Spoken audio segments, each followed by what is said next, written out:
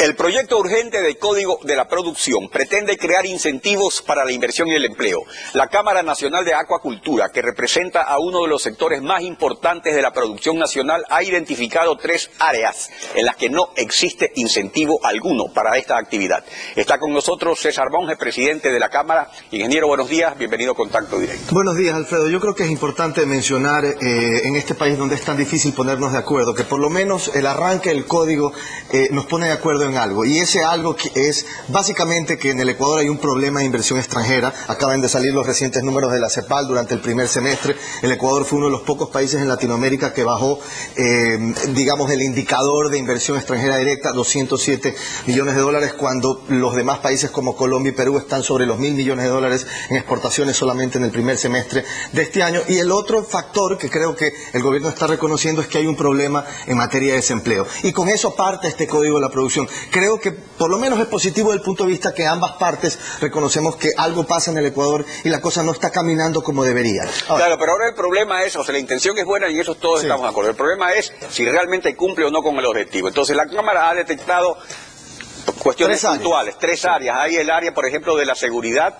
de la tierra trabajada y el derecho de propiedad. Ahí incluso hay procesos de reversión, hay límites a las extensiones y un anteproyecto de ley de tierra. Entonces, puntualmente y brevemente sobre estos 3 aspectos, ¿cuáles son los problemas que hay? Los 3 aspectos son, primero, el que usted mencionó, seguridad en la propiedad, ¿no? Y el artículo 18 del Código de la Producción, justamente, entre otras cosas, garantiza o menciona que la propiedad privada está protegida y que se prohíben las confiscaciones. Pero en la realidad, en los hechos, más allá de lo que vaya a decir en papel este acuerdo, o este Código de la Producción, esta ley mejor dicho, la realidad es que esto no se está cumpliendo en este momento, y el mejor ejemplo es el sector camaronero. De repente el INDA emite una publicación del diario El Telégrafo en el mes de agosto que le dice a 57 camaroneros y más de 1.000 hectáreas, y aquí, ojo, estamos hablando de pequeños y medianos camaroneros, a quien el Estado previamente le vendió esa tierra, le dice: ¿sabes qué? Tu patrimonio ya no existe. ¿Por qué? Porque no te debía haber vendido esa tierra, porque tú no estás sino en zonas donde debiste haber sido concesionado.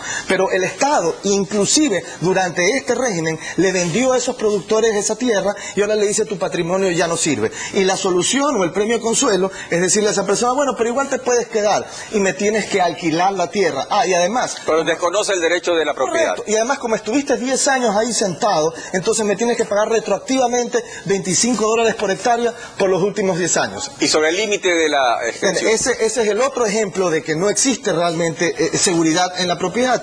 El presidente de la República este año firma un decreto ejecutivo 261 que provocó que los camaroneros saliéramos a las calles. Ese decreto ejecutivo, entre otras cosas, limitaba en propiedad privada la extensión que uno podía tener en una operación camaronera, o prohibiciones de relacionamiento entre primos, tíos, que si tú eres mi primo no puedes ser camaronero porque juntos tenemos más de X hectáreas. El presidente se da cuenta que cometió un error, enmienda y da un año para que sobre las concesiones también se establezcan límites en extensiones y en relacionamiento. Y el gobierno, ¿qué es lo que hace? Invita al sector camaronero y le dice: hagamos una comisión, una reunión y lleguemos a acuerdos mínimos. Se llegan a acuerdos mínimos, entre otras cosas, a hacer estudios independientes que no sean ni parte del gobierno ni parte del sector privado, para determinar cuáles son los parámetros para definir justamente extensiones máximas y relacionamiento. Se hacen unos parámetros para hacer un estudio, y luego el gobierno dice: ¿sabes qué? Con respecto al estudio para establecer los parámetros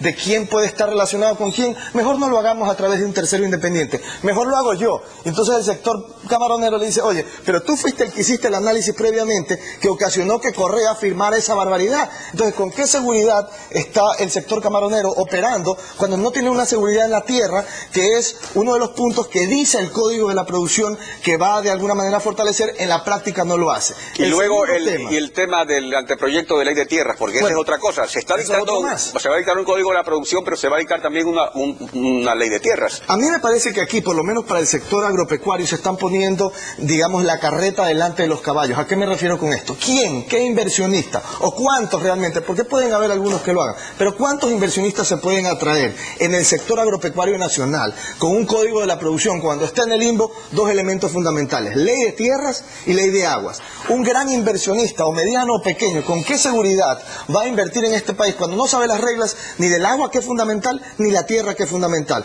Entonces, eso tampoco, de alguna manera, está seguro para quienes quieren y confían en el país. Ese es un tema fundamental. Claro, pero también hay otro asunto. El Código de la Producción establece, en términos teóricos, digamos, es muy bonito, todas las garantías, seguridades, obligaciones del Estado para que haya producción, y entre esos está el de la seguridad. Pero ¿qué está ocurriendo con la seguridad ciudadana para los productores en el campo? A mí me llama la atención que el Código de la Producción ni siquiera reconozca que el tema de la seguridad productiva, seguridad, léase robos, asaltos, ni siquiera es considerada en el Código como un elemento fundamental. Y hoy, en los costos de producción de muchos sectores agropecuarios, acuícolas del país, el tema de la seguridad es fundamental, es un gasto enorme, más allá de que de alguna manera no hay... Pero les ha prohibido ahora que estén armados, porque ese es otro problema. O sea, ¿cómo, si la policía no se alcanza, cómo se protegen ustedes si ya no pueden estar armados sus guardias? Lamentablemente, y yo tuve una conversación en un foro con un grupo de economistas con el presidente Correa hace 2 años, recuerdo, en Gamavisión, cuando todavía nos invitaban a esos medios de comunicación.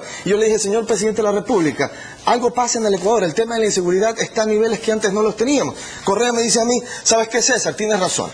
El tema de la revolución ciudadana todavía no llega al tema de seguridad como quisiéramos. Bueno, yo le digo al presidente, han pasado 2 años más desde ese foro y todavía la situación no solamente que sigue igual como estaba antes, sino que se ha agravado. Entonces yo le digo al gobierno nacional, si el gobierno exige que la gente pague los tributos, porque dice, yo te estoy dando algunos servicios, como el servicio de la seguridad, y eso me cuesta a mí, yo le digo al gobierno, no debería el gobierno, quizás en el mismo código, reducir un porcentaje de pago de impuestos del que fuese, por lo que le cuesta al sector productivo privado tener que invertir en seguridad, porque el Estado no lo puede hacer y ha demostrado que no se alcanza o que no puede, le quita las armas a los sectores productivos, pero los ladrones siguen con las mismas armas que hace 4 años. Y finalmente, respecto a la cuestión de los mercados externos, que es lo fundamental, porque se supone que fomentar la producción es alentar exportaciones, que es uno de los elementos que apuntan a la dolarización. Sin ¿Qué duda. hay sobre apertura de mercado? Sin duda, de nuevo, en un código en papel se puede escribir lo que sea y está bien que se lo escriba, pero vamos a los hechos reales en relación a este tercer campo, que es un poco nuestra preocupación, el tema de la apertura de mercados. Yo lo escuché aquí a mi buen amigo Mauricio Peña, que de alguna manera es una persona que ha estado en algunos procesos. Él ha estado en el proceso del TLC cuando hacía gremialismo, defendía la apertura de mercados a través del TLC, hoy le toca estar en el gobierno. Pero Mauricio no puede venir a este programa a decir, con todo respeto, bueno, lo que pasa es que estamos trabajando, estamos sentados, estamos. 4 años. Discúlpeme, son 4 años y no ha habido absolutamente nada. Y mientras nosotros estamos trabajando, nuestros vecinos, Perú y Colombia, ya cerraron. Ya cerraron un proceso de negociación. Centroamérica ya cerró. ¿Qué pasa en este momento, Alfredo?